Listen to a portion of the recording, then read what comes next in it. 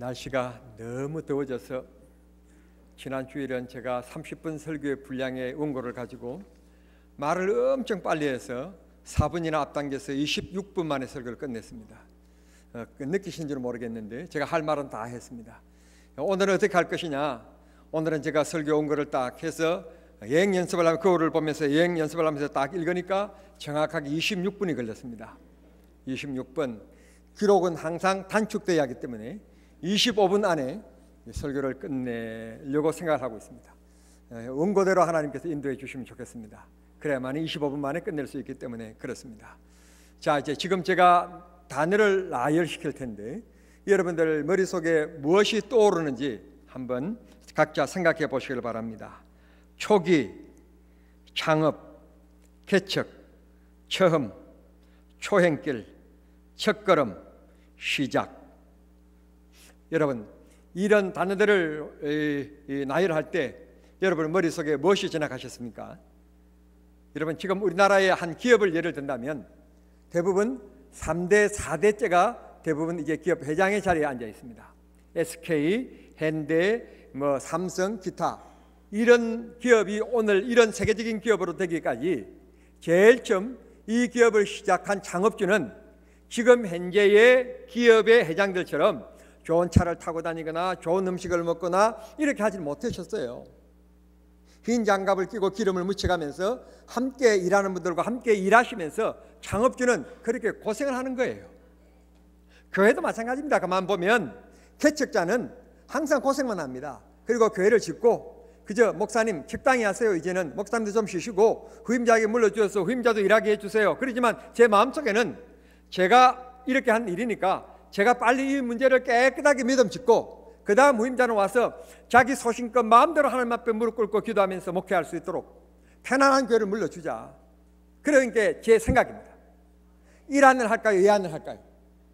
여러분들이 하라고 하는 대로 제가 오늘부터 결정하겠습니다. 시름 놀아가면서 그냥 적당히 하세요. 그냥 그러면 저도 적당히 하다가 그냥 물러줄 거고요. 목사님 그래도 처음 마음 먹은 대로 하세요. 그러면 또 그냥 지금대로 계속해 갈 겁니다. 답은 여러분께 있습니다. 그런데 여러분들이 답을 안 하신 이유는 답을 한다고 해서 제가 그럴 사람도 아니니까 답을 안 하실 거예요. 이렇게 처음에 일을 시작한다는 것은 참 어려운 일입니다. 우리 기독교 초창기 초대 기독교라고 얘기할 때 우리 머릿속에 떠오르는 것이 있습니다. 고난입니다. 말할 수 없는 핍박과 말할 수 없는 고난이 교회에 들이닥칩니다. 오늘 읽은 8장 말씀 그 전장에 있는 7장의 말씀 보면 하나님께서 교회가 점점 부흥되어지니까 교회 안에서 이상하게 감사가 넘쳐야 될 텐데 원망과 불평의 말이 생겨나기 시작합니다. 그래서 7명의 안수 집사님들을 세우게 되십니다. 그들이 성도들을 섬기는 일뿐만 하는 것이 아니라 길거리에 나가서 예수는 그리스도라고 복음도 전합니다. 그런데 이게 웬일입니까? 돌에서 그 길거리에서 복음을 전하는 이 스데반 집사님이 돌에 맞아서 죽는 불상사가 일어나게 되는 것입니다. 하나님이 계신다면 다른 일도 아니고 하나님의 일을 하는 사람에게 어떻게 길거리에서 개가 사람들에게 맞아 죽듯이 사람이 돌에 맞아서 저렇게 처참하게 피를 흘리면서 죽도록 하나님께서 눈 감고 계시는가? 그렇게 하나님이 진짜 계시는가? 라고 하는 문제가 일어나게 된 것입니다. 설상가상으로 8장에 집어들면서 1절부터 3절까지 보면 사울이라고 하는 율법에 정통한 청년이 나타납니다. 이 사람이 어분에 가득 차서 하는 게 교회를 잘면하려고 했다. 그래서 믿는 자들은 붙잡아다가 모두 다 옥에 가두었다. 그러니까 권력을 가지고 있었다는 뜻이에요. 권력을 쥔 사람들과 함께 자리를 하는 그런 대단한 사람이었다는 뜻이에요. 이렇게 교회는 점점 힘들어집니다. 힘들어지니까 예수님을 버릴 수는 없습니다. 왜? 내가 예수님을 만났고 체험했기 때문입니다. 내가 예수님께서 그 들녘에 있을 때 떡 5개를 통하여서 5,000명을 먹이는 현장에 내가 있었습니다. 그리고 이웃집에 아는 사람이 중풍병자에 걸렸고 안전병이었고 귀신 들렸고 그런 사람들 내 눈으로 직접 고쳐주는 걸 봤습니다. 내 가족의 치료를 받았습니다. 이웃 사람이 그런 걸 봤습니다. 그러니 예수를 버릴 수가 없는 것입니다. 환난과 핍박이 와도 주님을 버릴 수는 없습니다. 그래서 그들이 선택한 것이 무엇인가 하면 결국 예루살렘을 떠나게 됩니다. 형제들이 있고 친구들이 있고 편안함이 있고 생활의 안정이 그렇게 보장되어져 있는 예루살렘 그 좋은 집을 버려두고 이방 땅 사마리아로 내려가는 겁니다. 유대인들에게 있어서 사마리아 땅, 그곳에는 하나님이 안 계시는 땅, 하나님께서 버리신 땅, 그런 것으로 저주의 땅으로 알고 있었는데, 결국 믿음을 지키기 위해서는 생활이 보장되어진 것을 포기하고 그들이 생각했던 간념의 사상의 벽, 민족의 사상의 벽을 뛰어넘는 사마리아로 내려가게 된 것입니다. 그곳에 가서 빌립이 복음을 전합니다. 복음을 전했더니 하나님께서 드디어 그곳에 역사하기를 시작하셨습니다. 하나님은 우리를 하여금 믿음의 생활에 편안한 길을 가게 하시지 않습니다. 하나님은 그렇게 나약하게 우리를 훈련시키지 않습니다. 때로는 배고픔 속에, 때로는 고난 속에, 때로는 눈물을 줄줄 흘려야 되고, 때로는 갈등과 여러 가지 문제 속에, 아픔 속에서, 그 속에서도 여전히 비바람을 몰아치지만 흔들리지 않는 뿌리 때문에 든든히 서 있는 그 나무가 셔목이 되는 것이고, 그 꽃이, 그 식물이 커서 아름다운 꽃을 피워내게 되는 것입니다. 빨리 끝내려고 말이 막 섞여서, 믿음이라는 것은 온실에서 하나님께서 이 믿음의 꽃을 피어나게끔 그렇게 하시지 않습니다. 수없는 도전과 수없는 미혹과 수없는 마귀의 도전 속에, 시험 속에서 우리를 하여금 하나님께서 이겨내게 하십니다. 그러면 하나님께서 시험 속에 있는 우리들을 내버려 두시느냐? 그렇지 않습니다. 제가 오늘 아침도 무릎 꿇고 읽은 말씀이 고린도전서 10장 13절 말씀인데, 이하의 쭉 말씀인데, 먹든지 마시든지 무엇을 하든지 쭉 얘기를 해가다가 내려가다가 하시는 말씀이, 우리가 감당하지 못할 시험은 하나님이 절대로 허락하지 않는다. 시험을 감당하지 못해서 내가 넘어질 것 같으면 내가 너를 사랑하기 때문에 내버리지 않고 피할 길을 주어서 내가 막아주겠다. 내가 내 장벽이 되어주겠다. 주님 말씀해 주시면서 내 등을 두드리시는 겁니다. 힘내라, 용기의 니를 가져라, 내가 너와 함께한다. 잠깐 사진 한 장을 보시겠습니다. 잠깐 사진 한 장. 목사님, 목회를 어떻게 하고 싶은데요? 난 이렇게 목회 진짜 하고 싶어요. 우리 교회에서 처음에 목사 안수 받는 사람들, 우리 교회에서 교역자로 있다가 목사 안수 받으면 목사 안수 받는 기념으로 성지순례 보내주고, 왜냐하면 성지순례 갔다 와서 보고 복음을 전해야지, 보지도 않고 전하면 되겠습니까? 그래서 그냥 진남중학교에서 부교역자 뽑는다 그러면 막 서로 오려고 줄을 서고 막. 그 아멘이 좀 약한 거 보니까 이번에 아멘 하려고 남겨둔 것 같아요. 뭔가 하면 한평생 동안 우리 정남중학교에서 권사로, 장로로 20년 동안 봉사하시다가 정년 퇴임하시게 되면 그냥 정년 퇴임하시면 안 되고 딱 티켓 하나를 드리는 거예요. 무슨 티켓인가 하면 이스라엘 앤드 로마 가셔서 직접 보십시오. 그런데 담임 목사님, 저는 할 일도 많고 신방해야 되고 그러니까 은퇴하신 언론 목사님이 인솔해서 다녀오십시오. 얼마나 이런 교회가 되면 얼마나 멋있겠어요. 언론 목사님이 또 못 가신다 그러면 언론 장로님 뭐 원로 하셨는데 뭐 할 일 있습니까? 인솔자로 대표로 그냥 다녀오십시오. 그래서 그냥 다녀오시게 만들고 막. 아니면 또 아멘 안 하니까 성가대가 삐끼 모양인데, 성가대 대원으로 20년 동안 연속 봉사했다. 52주 빠지지도 않고 이렇게 20년 동안 봉사하기 진짜 쉽지 않는 거예요. 물론 1년에 한두 번 빠지겠지만 그래도 20년 동안에 이 성가대를 빠지지 않고 이 자리를 지킨다는 것은 진짜 대단한 일이에요. 중고등부교사, 유초등부교사 마찬가지입니다. 20년 동안 그 자리에 지켜서요, 정말 봉사한다는 것은 쉽지 않는 일이에요. 그렇게 봉사한 분들이 있으면 20년 연속 감사 기념으로 이스라엘 포함해서 이 로마 다녀와라 티켓 주는, 좀 그렇게 좀 하고 싶어요. 목사님, 그건 난 뭡니까? 그런 분들 위해서 아껴놓은 게 있어요. 뭔가 하면 복지관을 짓는 거예요. 복지관. 보시는 것처럼 복지관을 지어가지고 노후에, 이제는 자식들이 부모님을 모시고 사는 시대가 아니란 말이에요. 그러니까 교회가 이처럼 교회에서 봉사하고 애쓰셨으면 노후는 교회에서 책임져 드리겠습니다. 아프면 교회에서 모시고 가고, 모든 것을 정말 교회에서 편안하게. 그래서 이번 주간에는 어디로 모시고 가서 여행하고, 어디에도 구경시켜드리고, 이번에는 어떤 맛집을 찾아가고, 그런 멋있는 교회 좀 그렇게 하고 싶어요. 분명히 될 거예요. 지금 우리 교회 재정도를 통해서 충분히 하실 수 있는 일들이에요. 당회와 목사가 마음만 하나만 된다면 얼마든지 할 수 있고, 이번에는 멕시코에 원주민들의 교회를 지으니까 제1장로교에서 다녀오십시오. 이번에는 제6여전도에서 다녀오십시오. 그래서 파트별로 다 다녀오고, 목사는 너무 바쁘니까 그냥 갈 시간이 없으니까, 설교해야 되니까. 어느 교회는 막 목사가 날 뛰어다니고 인솔에 다니는데, 난 그런 것보다는 나는 그런 거 싫어요. 오늘도 싫어요. 난 에어컨 바람이 얼마나 싫은지 몰라요. 저처럼 제일 앞에다가 에어컨 바람이 싫은 분들을 위해서 유아실 앞에는 에어컨을 안 틀었습니다. 저쪽에서 앉으시라고. 그리고 거기도 나한테 안 맞다 그러거든. 2층으로 올라가시면 에어컨 바람 없이 너무너무 쾌적하게 예배 드릴 수 있습니다. 우리 교회만큼 이렇게 좋은 교회가 없습니다. 자, 사진을 설명해 드리겠습니다. 이거 콜로세움입니다. 로마에 가면 있는 곳입니다. 원래 이곳을 지을 때는 귀족들을 위해서 투사들이라고 하는 말은 전쟁에 나가서 싸우는 사람들인데요, 이런 전쟁의 사람들, 투사가 아니라 금투사들이 싸우는 사람들인데, 그 당시에는 노예들을 불러내어서 서로 칼싸움을 해가지고 지면 죽는 것이면, 여러분 아무리 그렇지만 운동경기가 하지만 사람이 칼싸움해가 사람을 죽이는데 그게 좋아서 막 박수치고 와인을 마시고 그런 기분이 나겠습니까? 뭐에 쓰여지면? 마귀에게 쓰여지게 되면, 마귀가 그들 마음속에 그를 지배하게 되어지면 피를 흘려가면서 사람이 찔림을 당하고 막 이러는데, 그걸 좋아가지고 박수를 치고 앉아있는 네로들, 그 로마의 말이지 집행관들 말.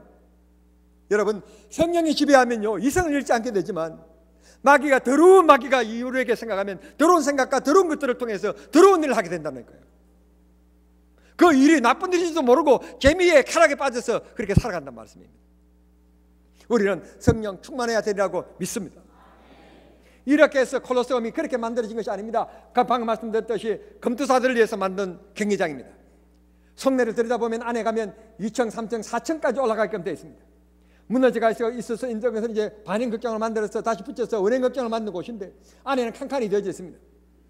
이걸 후에 무엇으로 쓰여지는가 하면 기독교인들을 잡아 죽이는 곳에 쓰여지는 곳으로, 그래서 기독교의 성지는 아니지만 후에는 기독교의 성지처럼 우리 기독교인들이 이곳에 살펴보면서, 이곳에 가서 돌을 만지면서 초대교회 믿음을 지키게 하여 죽어간, 그러면서 또 믿음을 지켜갔기 때문에 오늘 그 예수를 우리가 만나게 되어서 이름도 모르고 얼굴도 모르지만 우리는 눈물 흘리면서 그분들에게 감사하는 기도를 드리는 곳이 콜로세움입니다.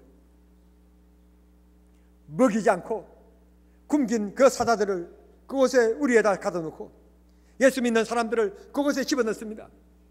그러고는 철장문을 열면 그냥 그 사자들이 덮쳐가지고 예수 믿는 사람들을 그냥 목을 물어서 그냥 뜯어먹는 겁니다.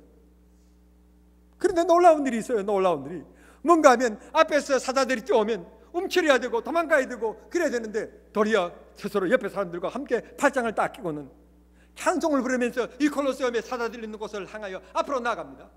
발로 이 찬송의 음악을 맞추면서 투닥 찬송을 부르면서 앞으로 나아가는 거예요. 앞으로.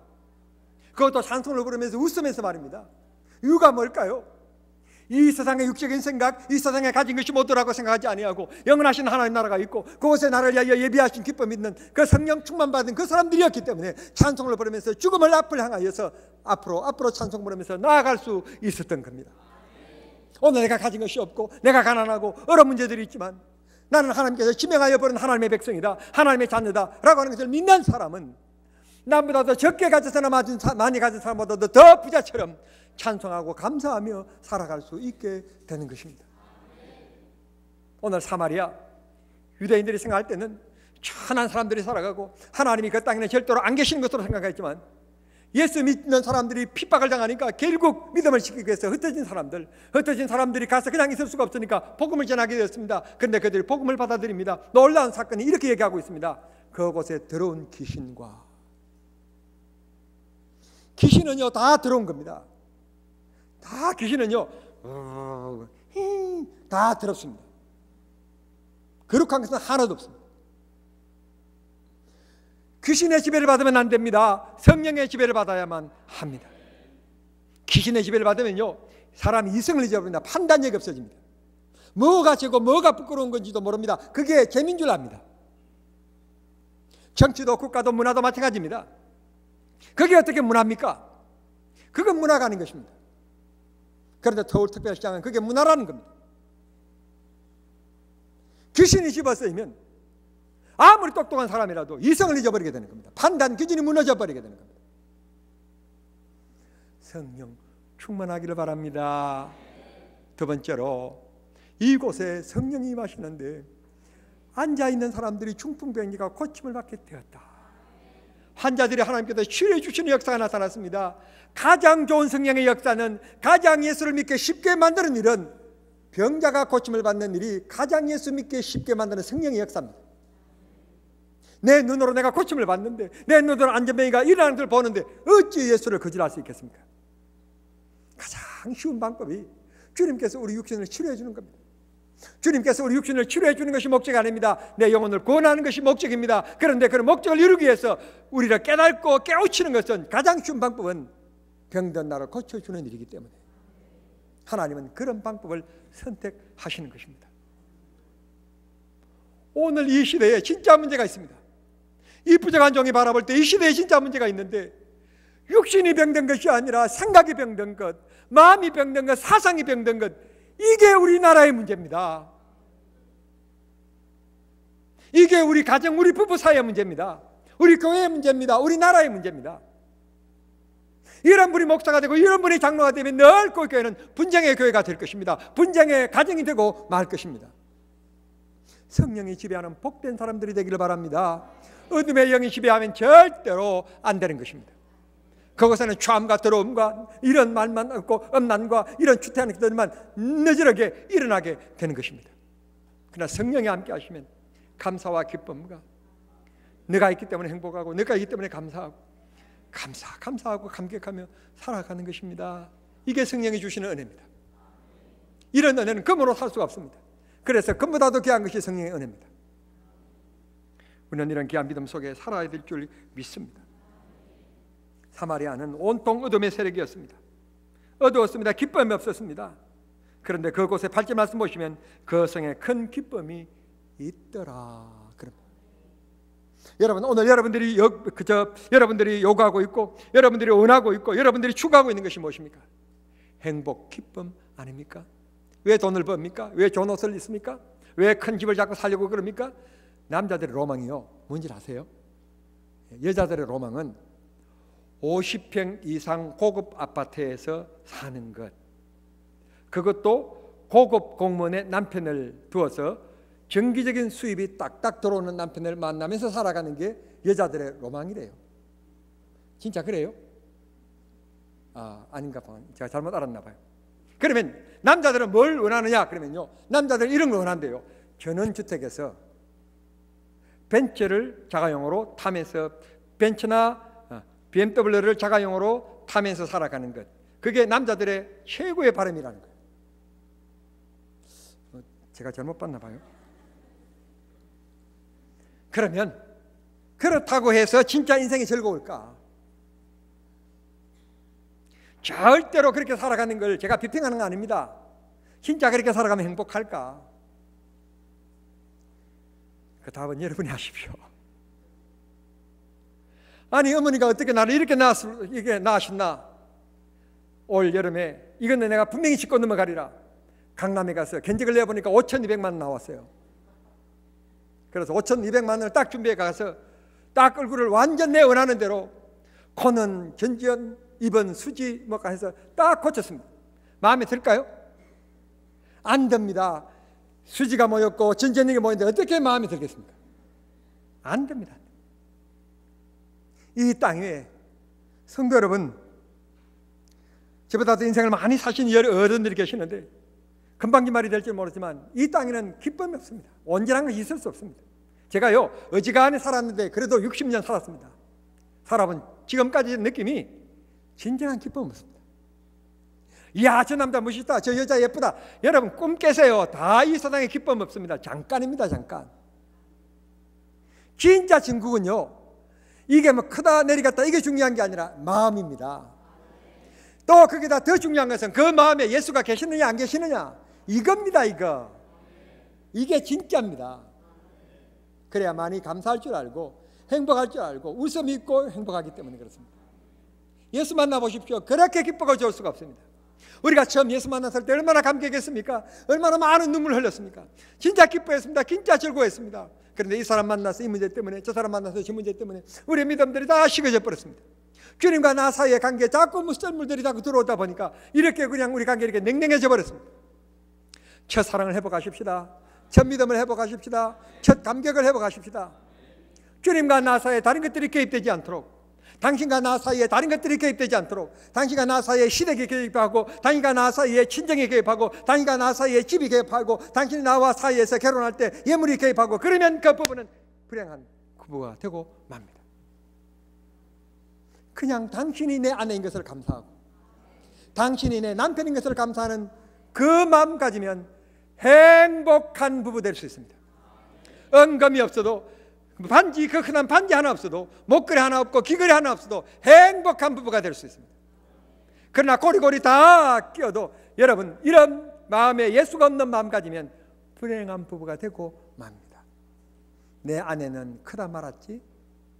내 아내는 왜 눈이 저렇게 조그만하지? 내 아내는 저 얼굴 전체에 비해서 왜 눈이 너무 크지? 여러분 뜯어보십시오. 어느 한 가지 걸릴 게 없는 사람이 있는가? 다 있습니다. 제가 보기에는요, 진짜 남자 중에 남자는 죄예요. 남자 중에는 남자 중에 저인데 저 얼굴을 한번 뜯어보면 고칠 게 많아요. 우리 교회 옛날에 지휘하셨던 어떤 집사님이 그런 농담을 참 자주 했습니다. 목사님이 견적의 대학 얼마나 놓습니다. 그 말을 늘 해요. 내가 설교하다가 그래도 얼굴은 남자의 얼굴은 나다, 잘생겼다 이렇게 얘기하면 꼭 토를 다 내 글쎄. 견적이 얼마나 온다고. 여러분 절대로 흠을 보지 마시고 잘된 모습만 보시고 칭찬하십시오. 그게 내가 행복해지는 길입니다. 말씀을 맺겠습니다. 성도 여러분, 오늘 우리가 행복해지기를 원합니다. 감사하기를 원합니다. 그러면 성령이 나를 지배하게 하시면 됩니다. 성령이 내 목회를 지배하고 성령이 내 가정을 지배하고 성령이 내 사업을 지배하고 성령님이 함께 하시면 고난은 있겠지만 능치 못할 일 없습니다. 어려운 일이 있으나 능치 못한 일 없습니다. 핍박은 있으나 주님께서 역사를 이루어 주십니다. 주님 우리의 방패가 되어 주시는 것입니다. 여러분 생각만 해봐도 너무 좋잖아요. 여러분 생각만 해봐도 너무 좋은 거예요. 내가 이 세상 살아가면서 뭐 고난을 당하지 않을 수가 없나? 그러나 주님께서 나의 방패가 되어 주시고 내가 넘어지면 일으켜 주실 분이 계신다. 여러분 생각만 해봐도 너무 좋잖아요. 제가 오늘 이 말씀 한마디 드리면서 마치려고 그럽니다. 제가 귀한 집 막내 아들로 태어났어요. 초등학교 때 달리기를 하면 앞 달리는 앞에 아이가 제발 넘어져 주면 1등해요. 근데 이 애가 안 넘어져요. 어떨 때는요 컨디션이 안 좋아가지고요 3등 4등 쳐지고 있는데 너무너무 고맙기는 2등 하는 애가 앞으로 치고 나가려고 하다가 같이 발이 엉켜가지고 넘어지면서 앞에 애를 그냥 덮쳐버려가지고요 그렇게 되면 제가 3등 가다가 1등 되는, 야 그것만큼 쾌통한 일이 없어요. 너무너무 좋은 거예요. 기분이 좋은 거예요.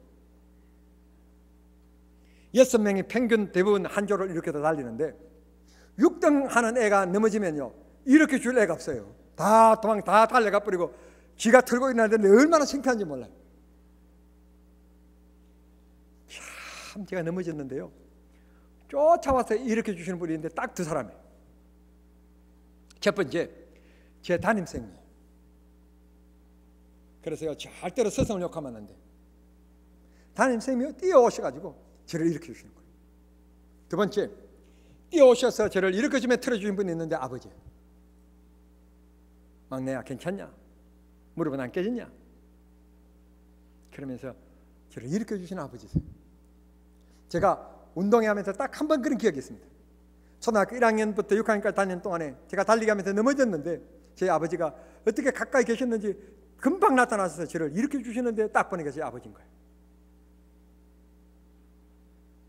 그날의 추억을 저는 잊을 수가 없습니다. 그래서 여러분은 모르시겠습니다만 저는 복음성가 중에 나의 등 뒤에서 나를 도우시는 주, 그 찬송 부를 때마다 그 연상이 됩니다. 제가 운동장에 탁 넘어져서 있을 때 그 창피하고 막 부끄러워서 막 어찌할 수 모르게 넘어져 있고 무릎은 아프고 막 이런데 손바닥은 다 까져서 아프고 피가 나는 것 같고 그런데 그 아버지가 탁 일으켜 주셨을 때 그 감동 저는 잊을 수가 없습니다. 이 세상 살아가면서 여러분들이 흔들릴 때 여러분들이 어려워할 때 여러분을 손을 잡아줄 부모님이 계시고 친구가 있다는 것 축복입니다. 그 손바닥도 저 완벽한 손길이 있습니다. 성령님의 손길입니다. 그분이 나를 붙들어 주시고 그분이 나를 지켜주시면 능치 못할 일 하나도 없으심을 믿으시는 성도님들이 되시길 바랍니다. 믿는 그런 마음속에 성령이 오늘도 여러분 마음속에 은혜를 더하셔서 사마리아 성에 역사하셨던 것처럼 오늘 우리들 마음속에 큰 기쁨의 은혜로 역사해 주시는 축복의 시간이 되실 수 있게 되기를 우리 주님의 이름으로 축복합니다. 사랑하신 하나님 우리 아버지 감사합니다. 핍박 속에 있었던 이 초대교회 하나님의 놀라운 역사를 통해서 반전시킴을 오늘 저희들이 함께 나누었습니다. 아버지여, 혹이라도 인생 살아가면서 넘어진 인생이 있습니까? 어려워하고 힘들어하고 마음속에 괴로워하는 이들이 있습니까? 주님이여, 반전의 역사를 주님이 찾아가 주셔서 이루어 주시옵소서. 주님이 계셨구나, 주님이 나와 함께 하셨구나, 나를 일으켜 주셨구나, 찬송하는 믿음들 되게 해 주시옵소서. 예수님의 이름으로 기도하옵나이다.